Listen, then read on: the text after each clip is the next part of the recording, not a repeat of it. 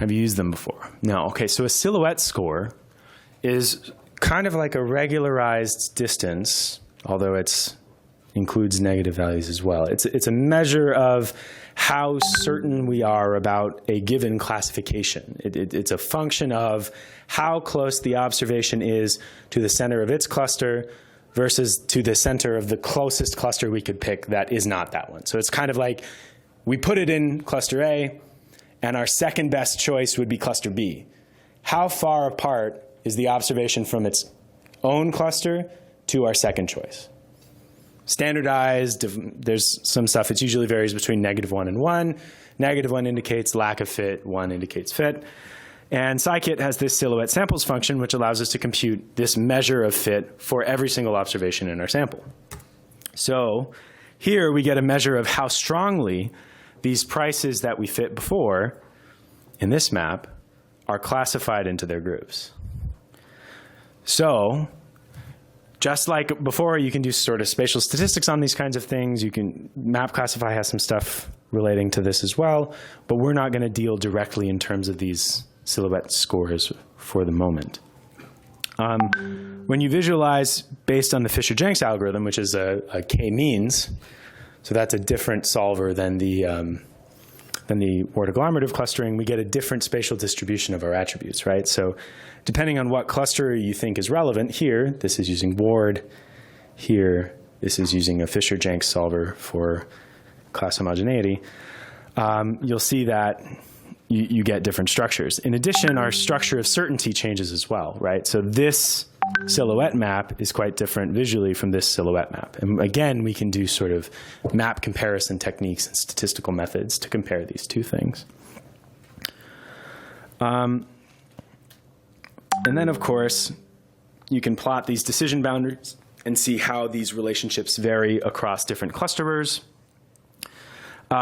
When you're trying to summarize the quality of an overall fit, you use a weighted average of the silhouette scores.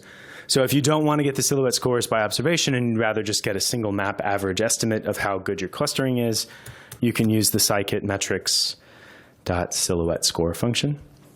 And this will compute a weighted average based on the number of observations in each cluster of those silhouette scores propagating upwards. So as you see here, the Fisher-Jenks estimate, this k-means solution, is slightly better on homogeneity and separation than is the agglomerative clustering method. Okay, so these are just, again, we can do multi-dimensional versions of this because they're all just standard scikit clusterers, right? So if we wanted to then say fit, let's do an agglomerative, because that's kind of simple. If we fit this agglomerative clustering, and instead of using median price, oh wait, these are the districts. So we may not have as much information. Yeah, we don't have all of the information. So in this particular data set, I've only propagated up one attribute. I haven't propagated up more than one attribute. So here we're just dealing, but again, since these are scikit classifiers, you can take any number of features, condense them into a labeling set, and then use them to do this kind of certainty analysis. The second thing that's kind of helpful is, so we've seen zonation. We've seen when you use dbScan, you can just construct these sort of where are observations and how are they close to one another. Okay. We've seen that we can do this sort of map classification style approach where you look for high dimensional clusters in your data and you map the output of those clusterings. The other thing that you can do is actually look for zones that are homogeneous on a given attribute. And that's what I'm about to show you now. To do that, we usually need to, again, build a topological relationship. So I'm, again, going to use a particular adjacency graph. Here I'm using a rook adjacency. And rook adjacency is like queen adjacency, but it just means that you can only share an edge. So if two polygons share a point, they're not considered neighbors under rook, but they are considered neighbors under queen.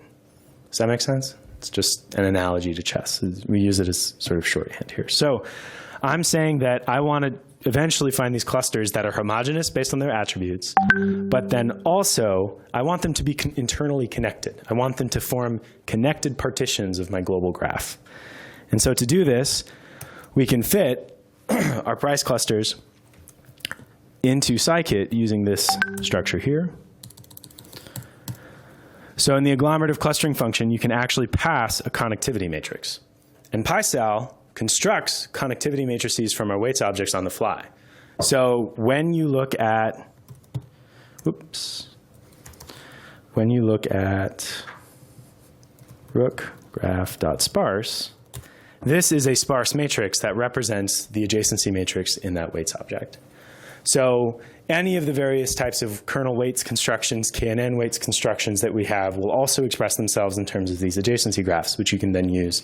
You know, you can ship this off into Network X if you want to use sort of alternative types of graph partitioning.